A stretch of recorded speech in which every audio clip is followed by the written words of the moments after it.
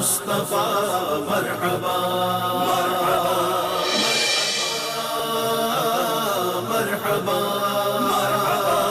मरहबा या मुस्तफा मरहबा।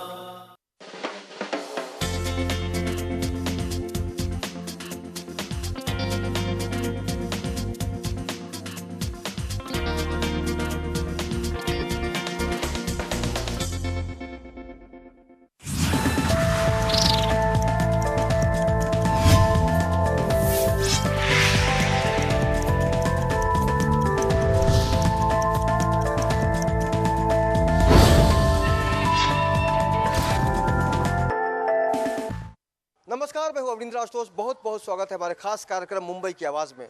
आज हम बात करेंगे दादर इलाके की आगाशे पथ में किस तरह से निराशा पैदा हो गई है, क्योंकि एक ऐसा बिल्डर है जिसने ट्रांजिट कैंप बहुत सालों पहले बनाया था, लेकिन बहुत समय बीतने के बाद भी ट्रांजिट कैंप जस का तस खड़ा है। और इस बिल्डिंग के लोगों को बहुत ज़्यादा परेशानी इसलिए भी हो रही है कि जो निकासी का रास्ता है वो बहुत ही संकुचित हो गया है, बहुत ही कंजस्टेड है, और यहाँ पर जो गंदगी है उसकी वजह से बहुत सारे बीमारियों के जो खतरे हैं वो भी मौजूद हैं। लेकिन सबसे जो खतरनाक है, यहाँ पर जो बिजली के जो तार हैं वो भी जैसे तैसे लटके हुए हैं। निश्चित रूप से अगर कोई हादसा होता है तो जाहिर तौर पर अगर किसी की जिम्मेदारी होगी तो जनप्रतिनिधियों की होगी, सरकार की होगी, क्योंकि अब तक लोगों के मन में सिर्फ सवाल है। सबसे पहले जानना चाहते हैं कि आगाशे पथ में सबसे बड़ी समस्या क्या है। आपसे आपका नाम जानना चाहेंगे, आप क्या कहना चाहेंगे समस्या के बारे में? मेरा नाम मधुकर मिस्त्री। मेरा कहना है कि मैं बहुत साल यानी 40 साल यहाँ रहे हो, और यहाँ जाने के लिए रास्ता नहीं, कोई भी तकलीफ नहीं। छोटे बच्चे से उम्र तक की आदमी के लिए हर बार हम लोग हर जगह कंप्लीट किए रहे। मैंने नगर सेवक, महानगर पालिका सब जगह कंप्लीट किया है, लेकिन मालिक के पास भी कंप्लीट किए रहे, लेकिन कोई यहाँ ध्यान देता नहीं है। होंगे अभी परसों भी एक महापौर आके गए, उनको भी बताया, बोला 2 महीने में हो जाएंगे। लेकिन आपको रिक्वेस्ट किया कि आप जान से ध्यान देंगे सबसे अच्छा इन लोगों का जो सुविधा हम लोग का है। अब मेन क्या है, रास्ता है। कोई भी आ जा नहीं सकता, आ नहीं सकता, बीमार एक आदमी को उठा के लेके जाना पड़ता है। एम्बुलेंस किधर भी आ सकता है, आपका गाड़ी में भी बाहर है, और है ना, ये सबसे बड़ी चीज़ है। सबसे जो खतरनाक पहलू है जो मैंने महसूस किया कि यहाँ पर अगर खुदा न खास्ता कोई इमरजेंसी, कोई दुर्घटना होती है तो आने के लिए कोई रास्ता बहुत ज़्यादा नहीं है, क्योंकि एम्बुलेंस हो या फिर फायर ब्रिगेड की गाड़ी हो यहाँ पर नहीं पहुँच सकता। और जाहिर सी बात है, हम इन सारे चेहरों को आपको दिखाने की कोशिश करेंगे जो इस बिल्डिंग में रहते हैं, और इनके ऊपर जो सबसे बड़ी समस्या की तलवार लटकी है वो है ना सड़क है, ना ही यहाँ सफाई है। और जो ख़तरनाक पहलू है वो है बिजली के जो तार बाहर लटके हुए हैं, उसको भी लेकर काफ़ी सारी जो गंभीर समस्या है वो हो सकती है। लेकिन लगातार जो महिलाओं की समस्या है उनसे जानने की कोशिश करते हैं कि जब सड़क जो संकुचित हो जाता है तो कितनी तकलीफ होती है। आपसे जानना चाहेंगे कि सड़क की जो व्यवस्था है वो बहुत ही ख़राब है। मेन तर तेच आहे की जाण्या येण्याचा मार्ग व्यवस्थित असायला पाहिजे, कारण लहान मोठ्या सर्वांनाच त्याचा त्रास आहे, आणि इतर लोकांना पण मेन ट्रान्झिस्ट आहे तिकडे, ते पण तोडण्यात यावं, कारण जेणेकरून रस्ता पण व्यवस्थित होईल। आणि तिकडची जी कचरा पेटी आहे ती पण हटवण्यात यायला पाहिजे, कारण त्यामुळे रोगराई खूप पसरते। ते तुमची मत? दुसरी गोष्ट अशी आहे की तिथे पावसाळ्यामध्ये पाणी साठून मच्छर भरपूर प्रमाणात होतात, आणि त्यामुळे मलेरिया 4 वेळा माझ्या मुलाला मलेरिया झालेला आहे। त्यामुळे इतका प्रॉब्लेम आहे की तिथला हा रस्ता हा क्लिअर करायलाच पाहिजे, काहीतरी त्याची व्यवस्था करायला पाहिजे, जेणेकरून जाणाऱ्या येणाऱ्यांना सगळ्यांना त्रास होता कामा नये। आज एक तर वयस्कर माणसं आहेत, त्यांना पण जाऊ शकत नाही, लहान मुलं जाऊ शकत नाही। आमच्यासारख्या मी पुन्हा मुंबई टाऊन अप करते नेहमी, सकाळी 6 वाजता इथून 6:30ला जाते, सकाळी रस्ता नाही आम्हाला जायला, रात्री यायला रस्ता नाही आहे। कसं कुठल्या परिस्थितीत आम्ही यायचं किती वेळा सांगून प्रयत्न केले, पण काही उपयोग होत नाही त्याचा। देश की आर्थिक राजधानी के नाम से मुंबई को जाना जाता है, सपनों की नगरी के रूप में भी मुंबई की एक अलग पहचान है पूरी दुनिया में। लेकिन अगर हम महाराष्ट्र सरकार की बात करें तो महाराष्ट्र सरकार ने साफ कहा है, हर वक्त कहा है कि हम विकास की बात करते हैं, और निश्चित रूप से विकास की बात जब भी होती है, ये दादर इलाका है, और दादर इलाका का एक पूरे मुंबई से अलग थलग संपर्क रहा है। लेकिन आज जहाँ पर लोगों को परेशानी हो रही है रास्ते को लेकर, गटर को लेकर, बिजली को लेकर, और सबसे बड़ी बात है कि एक ऐसा ट्रांजिट कैंप इनकी बिल्डिंग के बाहर खड़ा है जहाँ से रास्ता जो है वो बंद सा हो गया है। हमारे साथ सारे लोग मौजूद हैं। आप बताइए क्या किस तरह की समस्या हो रही है? हमारी ये बिल्डिंग है 1974 से बनी हुई है, और इस बिल्डिंग को पहले दिन से ही हमारे को एंट्रेंस नहीं दिया गया। हम बार बार संबंधित लोगों से बात करते रहे, बिल्डिंग ओनर से बात करते रहे, लेकिन किसी ने हमको सुनी नहीं। हमारे पास हर साल रिमाइंडर लिखे हुए हैं, फिर वो बिल्डिंग का ओनर हो, या वो बीएमसी ऑफिसर हो, या वो लोकल शिवसेना का लीडर हो, या मनसे का लीडर हो, लेकिन सालों तक हम ये इसके इंतजार करते रहे, लेकिन सिर्फ हमसे आश्वासन के अलावा कुछ मिलता नहीं है। बच्चे हो, बूढ़े हो, उनको आने जाने में बहुत तकलीफ होती है। अगर अभी मेरे खुद की माँ की बात करें तो मुझको अस्पताल में लेके जाने के लिए ना मैं उसको व्हील चेयर ला सकता हूँ, ना स्ट्रेचर ला सकता हूँ। ऐसी बहुत कठिन स्थिति में हम लोग जा रहे हैं। यहाँ पे लाइव इलेक्ट्रिकल केबल्स है जो ऐसी रास्ते पे पड़ी हुई है, जिसके लिए हमने BEST से भी बात करी, लेकिन किसी को ध्यान देने की कोई आवश्यकता लगती नहीं है। ये बिल्डिंग का जो स्लैब है इतनी बुरी हालात में है कि अगर वो ऊपर से नीचे गिर गया तो बहुत ही बेकार स्थिति हो सकती है, कई लोग गुजर भी सकते हैं। ये जो स्थिति है, अगर आप उस पर कैमरा डालोगे तो आपको नज़र आएगी कि ये कितनी अत्यावश्यक सेवा है, जिसको संबंधित लोगों ने इमरजेंसी तौर पे ध्यान देना जरूरी है। तो वाकई इनकी बातों से अगर आप भावनाओं को समझे तो सबसे बड़ी जो तकलीफ है वो मूलभूत सुविधाओं के साथ साथ बिल्डिंग की भी हालत बहुत ख़राब है, जो कि काम देखने का जो है वो प्रशासन का है। हमारे साथ सारे लोग हैं, आप बताइए क्या कहेंगे सारी प्रॉब्लम के बारे में। हां, नमस्कार. पहिली गोष्ट अशी की दुर्घटना घडल्यानंतर सरकार येऊन जी मदत करतं ती आम्हाला कोणाला नको आहे. आम्हाला असं हवं आहे की आमची जी सुविधा आहे ती आम्हाला मिळायला पाहिजे आणि ते संबंधित लोकांनी ते लक्षात ठेवून आमच्याशी बोललं पाहिजे. आम्ही प्रत्येक वेळी त्यांना बोलवतो किंवा मीटिंग झाल्यानंतर त्यांना कॉन्टॅक्ट केलं जातं, पण ते लोक ते अजिबातच लक्ष देत नाहीत. आम्ही आता तर अशी परिस्थिती आहे की आमचे सगळे मेंबर्स लागेल ते थोडासा खर्च पण करून आम्ही कामं करून घेतो आहोत. पण असं नाही होऊ शकत की सगळ्याच गोष्टी असं मोठं वरनं स्लॅब जे पडतायत हे आमचं एकट्याचं काम नाही. तिथे बिल्डरनी पण स्वतः लक्ष घालायला पाहिजे. आम्ही त्यांना निम्मा खर्च करायचं सुद्धा सांगितलं, पण असं पण त्यांनी कधीच लक्ष देऊन केलेलं नाही आहे. तर आमची अशी अपेक्षा आहे की दुसरी दुर्घटना होईपर्यंत आपण थांबणं हे योग्य नाही. तर त्याच्या आधी जर आपण कुठे जर आवाज करू शकत असेल तर त्याच्यासाठी आम्ही आज तुम्हाला इथे म्हटलं की असं तुम्ही येऊन जर बघाल आमची खरंच परिस्थिती तर तुम्हाला निश्चित याच्यामध्ये 100% असं वाटेल की ह्यांना न्याय मिळाला पाहिजे. तर ते जर तुम्ही करू शकला तर आमच्याकडनं दुवा नक्की मिळेल, कारण आम्ही कामावर जातो. तर पाठीमागे आमच्या घरामध्ये जर काही दुर्घटना घडली तर कोण त्याच्यासाठी बघू शकेल. तर आम्ही घरी येईपर्यंत काही वेळ जाऊ शकतो आणि त्या वेळेमध्ये जर आम्ही पोचलो नाही तर इथे ॲम्ब्युलन्ससुद्धा दाराशी येऊ शकत नाही. आग लागली तर बोंबखाना इथेपर्यंत येऊन पोचणार नाही. तर ती जरूर तुम्ही सगळ्यांनी लक्ष द्यावं असं आम्हाला वाटतं. आमची कळकळीची विनंती समजा पाहिजे तरी पण तुम्ही ते करावं. धन्यवाद. ये क्या मजबूरी है कि जो जनप्रतिनिधि हैं जिनको हम सत्ता में चुनकर भेजते हैं, उनको पावर मिलता है, वो सत्ता का सुख भोगते हैं, लेकिन वही जनता जो उनको चुनकर भेजती है उसके साथ जो सवाल है वो लगातार समस्याओं की शक्ल में क्यों जुड़ जाता है, क्यों नहीं उनको सुविधाएं मिलती, ये बहुत ही गंभीर विषय है। और चुनाव बहुत जल्द आ रहे हैं नेताजी, अगर आप इलेक्शन में खड़े होंगे तो यही लोग आएंगे आपसे, आप खुद आएंगे इनके बीच और जाहिर है आपको बहुत भारी पड़ सकता है। क्योंकि अरविंद केजरीवाल ने एक नई उम्मीद जगाई है दिल्ली में। आम आदमी, आज मुंबई का आम आदमी परेशान है, क्या कहेंगे आप?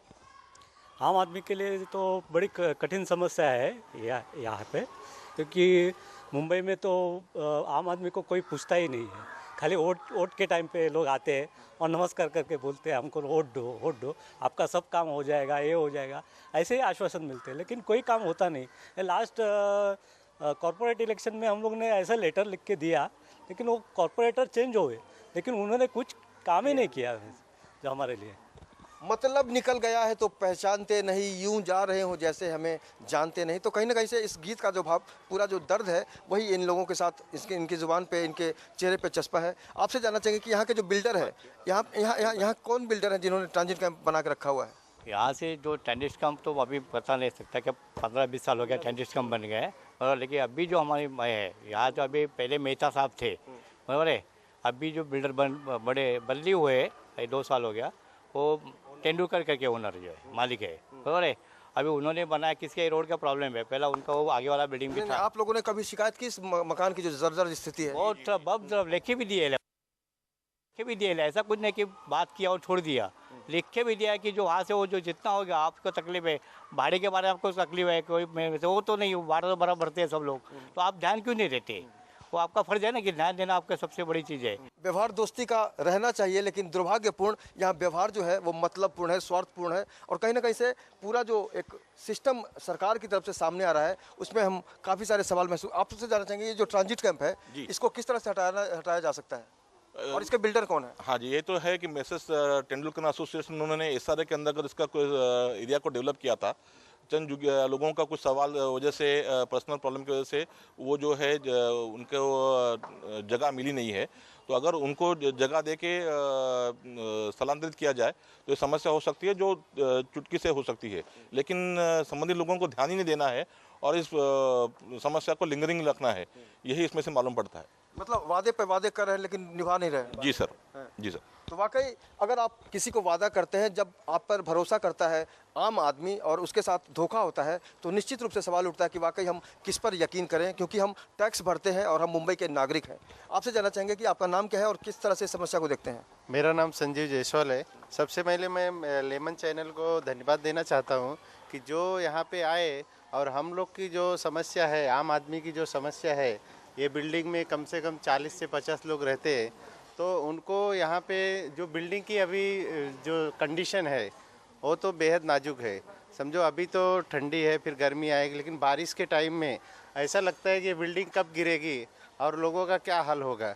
तो उस हिसाब से जो यहाँ पे समस्या है उसको आप जो है ऊपर तक पहुँचाइए, जिससे कि यहाँ के लोगों की जो परेशानी है वो दूर हो। और सबसे बड़ी समस्या यहाँ क्या है, रास्ते की है। जो लोग आते हैं, अभी हमारे घर में बच्चे हैं, बूढ़े हैं, उनको आना है जाना है तो वो कैसे आएंगे। तो सबसे बड़ा उनका प्रॉब्लम है कि रास्ते का प्रॉब्लम है। यहाँ कभी एम्बुलेंस आना है या कोई और इमरजेंसी हो गया, कोई फंक्शन हो गया, तो यहाँ पे लोग आ ही नहीं सकते। आप देखिए वहाँ कैमरा आप चलाइए। बिल्डिंग का नाम क्या है? मेरे बिल्डिंग का नाम मनहर हाउस है, अशोकवाड़ी है। तो इस तरह का जो समस्या है, आप यहाँ केबल देखिए, केबल को आप कैमरे में करिए तो यहाँ हाँ सब डेंजर है। यानी आप कभी भी कुछ भी हो सकता है, फायर हो सकता है, कुछ भी हो सकता है। तो इस चीज़ को हम लोगों ने नगर सेवक हैं, आमदार है, जो सबके पास म्यूनसिपाल्टी है, वार्ड ऑफिसर है, अभी हमारे माननीय महापौर साहब भी आके गए 2 दिन, उन्होंने भी बताया है कि ये सब 2 दिन में हो जाएगा। 2 दिन तो अभी 2 महीना होने को आया, तो अभी भी कुछ भी ऐसा काम हुआ नहीं है।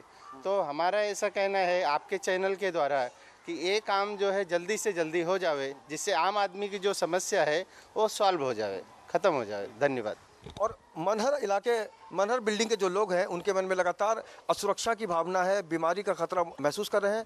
लेकिन जो जनप्रतिनिधि आते हैं उनका क्या योगदान है वो अब तक आप समझ चुके होंगे, लेकिन लगातार यहाँ से हम बात करने की कोशिश कर रहे हैं कि समाधान कैसे हो।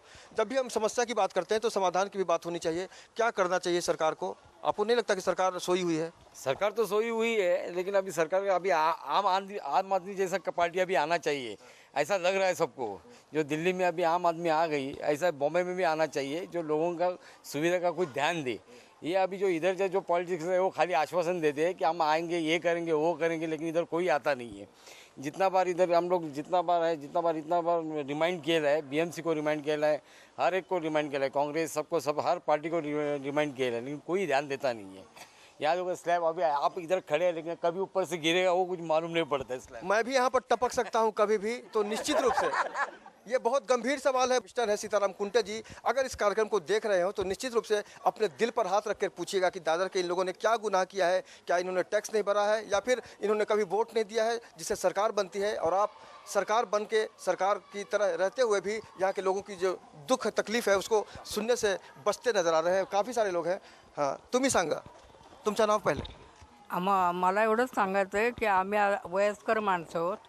समजा आजारी पडलो तर इथे जायची यायची पंचायत होती, टॅक्सी पण इथे येऊ शकत नाही. तर अशा कंडिशनमध्ये जर रस्ता साफ झाला, व्यवस्थित झालं तर आम्हाला हवं आहे, दुसरं काही नाही. हाँ, आप क्या कहना चाहेंगे? वही बात है, वही बात है, दूसरा कुछ नहीं. तुम्ही सांगा. नाही बरोबर आहे, बरोबर सांग.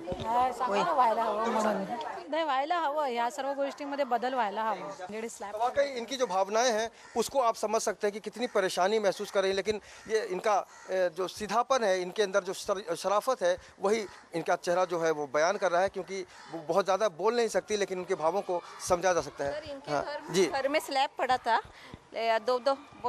दो बच्चे थे. आमच्या घरी पण पावसाळ्यात पंख्यासकट स्लॅब पडला, तर माझी लहान मुलं आहेत, आम्हाला पण कायम भीतीच असले. पावसाळ्यात भीती वाटते, स्लॅब पडतो तेच पावसाळ्यात आम्हाला खूप भीती वाटते. जसे कधी स्लॅब पडेल काय सांगू शकत नाही. आमची लहान मुलं आहेत, मोठं कुटुंब आहे, आमचं एक लहान घर, त्यात किती जण राहतो आम्ही. असं ये मनहर बिल्डिंग है. 1974 में 1974 में इसका निर्माण हुआ था, लेकिन आज की तारीख में ये बहुत ही खस्ता हाल में देखी जा रही है, महसूस की जा रही है, क्योंकि यहाँ रहने वाले जो लोग हैं उनके अंदर बहुत सारा डर है, असुरक्षा की भावना है, क्योंकि जो बीएमसी के अधिकारी हैं या सरकार के जो भी नुमाइंदे हैं वो लगातार इनकी समस्याओं को इग्नोर करते नजर आ रहे हैं. लेकिन अगर हम बात करने की कोशिश करें तो समस्याएं जस की तस हैं, क्योंकि स्लैब गिर सकता है और यहाँ जो बारिश होती है उसमें यहाँ की स्थिति बहुत ही खतरनाक हो जाती है, बहुत ही अजीबोगरीब हो जाती है। आप बताइए। आमच्या पण घरामध्ये स्लॅब वगैरे पडलेले आहे, गॅलरीचं पण खूप हे झालेलं आहे आणि आम्हाला पण याय जायला हे नाही, रस्ता नाही. तुम्ही सांगा. त्यांची तोच प्रॉब्लेम आहे. आमचा पण तोच प्रॉब्लेम आहे सगळा, ते स्लॅबनी पडलेला आहे सगळा. ये शर्मा रही हैं थोड़ा बहुत, लेकिन शर्माने से काम नहीं चलता है। आप अपने हक के लिए लड़ना चाहते हैं तो निश्चित रूप से मुंबई की आवाज़ का मकसद रहता है कि आपके आसपास कोई समस्या है, कोई भ्रष्टाचार है, तो आप हमारे स्क्रीन पर जो नंबर है उस पर आप हमें कॉन्टैक्ट कर सकते हैं। हम बनेंगे